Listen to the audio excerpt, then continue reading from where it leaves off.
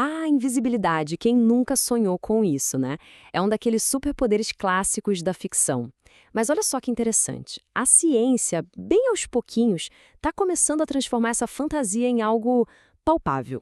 Vamos dar uma olhada em como isso está acontecendo. Pensa bem, um espião que pisca e some, um mago que desaparece, parte por parte, uma nave que, de repente, apaga no meio do espaço. São cenas clássicas, né? Essa ideia de simplesmente sumir, de ficar invisível, é algo que mexe com a nossa imaginação de um jeito muito forte. Mas aí vem a pergunta que não quer calar. Será que essa fantasia toda tem alguma chance de virar realidade? De sair das páginas e das telas e entrar no mundo real? Então, para a gente entender o que é possível, primeiro a gente precisa separar as coisas. Uma coisa é a fantasia, outra é a física. E acredite, o desafio de ficar invisível de verdade é bem mais complicado do que os filmes fazem parecer. Sabe aquela famosa tecnologia stealth dos aviões? Pois é, aquilo não é invisibilidade de verdade. Um avião desses pode até enganar um radar, e um tanque consegue se esconder de uma câmera de calor, mas nossos olhos ainda conseguem ver os dois perfeitamente. O desafio de desaparecer do nosso campo de visão é outra história, muito, mas muito maior. Para entender o problema, a gente tem que voltar para o básico. Como é que a gente enxerga? É toda uma questão de luz. A gente vê as coisas porque a luz bate nelas e volta para os nossos olhos. Simples assim. Então, para fazer algo ficar invisível, a luz que vem de trás desse objeto precisaria chegar até a gente sem ser interrompida, como se o objeto nem estivesse ali. Mas como fazer essa mágica? Olha, é basicamente um processo de 3 passos bem simples.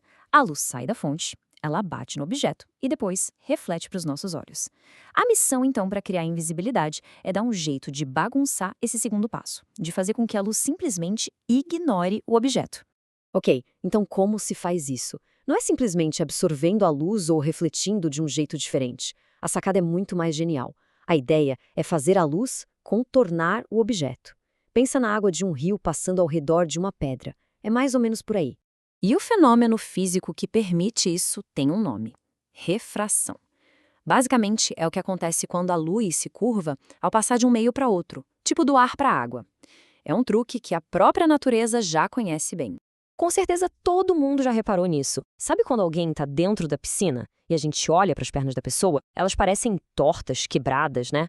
Isso é a refração pura acontecendo ali, na nossa frente. A luz que reflete nas pernas se curva quando sai da água e entra no ar, e isso cria essa ilusão. Só que tem um problema: a natureza tem limites. Mesmo os materiais que a gente conhece que mais dobram a luz, como um diamante, por exemplo, só conseguem curvar a luz até um certo ponto. Para ter um manto da invisibilidade de verdade, a gente ia precisar, quebrar essas regras da física. E é aqui que a história fica muito interessante, porque a solução começou a aparecer de um lugar totalmente inesperado. Não de uma pesquisa sobre invisibilidade, mas de um projeto de defesa militar que, quase sem querer, abriu uma porta que ninguém imaginava. Lá nos anos 90, um físico chamado John Pendry estava trabalhando em algo bem específico, um material para absorver ondas de radar. Ele não estava nem pensando em visibilidade, mas o resultado do trabalho dele, uma malha de fibra de carbono super fina, fez ele ter uma ideia revolucionária. E se a gente pudesse redesenhar os materiais numa escala minúscula, microscópica, para controlar a luz de formas que nunca foram possíveis? Essa pergunta levou ele a teorizar que seria possível, sim, dobrar a luz de maneiras que, até aquele momento, a física considerava impossíveis. Foi o começo de uma revolução na área. E foi daí que nasceram os chamados metamateriais. Olha, isso não é um material novo que você encontra na natureza. São materiais comuns, como metal ou plástico, só que a estrutura interna deles é toda redesenhada em uma escala minúscula para interagir com a luz de jeitos, extraordinários. Eles basicamente forçam a luz a se curvar muito além do que seria natural. Só que aí aparece um obstáculo gigantesco. A luz que a gente vê, a luz branca, na verdade, é formada por todas as cores do arco-íris. O problema é que a refração tende a separar essas cores, né? É assim que um prisma funciona. O manto da invisibilidade que funcione de verdade precisaria dobrar todas as cores ao mesmo tempo e sem distorcer nada, para a imagem do outro lado aparecer perfeita. E isso nos leva direto para os dias de hoje. Agora mesmo tem laboratórios no mundo inteiro quebrando a cabeça, tentando diferentes estratégias para resolver esse quebra-cabeça super complexo. Existem várias linhas de pesquisa rolando. Os metamateriais, por exemplo, já são ótimos para desviar micro-ondas, mas ainda estão penando com a luz visível. Outras ideias, tipo usar miragens com ar quente ou configurações super complexas de lentes, até funcionam, mas só em condições mega específicas e com muitas falhas. Tem também a abordagem de usar câmeras e projetores, mas sofre com atraso na imagem e distorção de cor.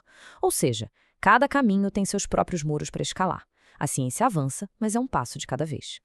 Então, o manto da invisibilidade perfeito, como o da ficção, ainda parece algo bem distante. Mas se a história da ciência ensinou alguma coisa pra gente, é que os limites que parecem impossíveis hoje, bom, um dia eles podem simplesmente desaparecer. A busca continua.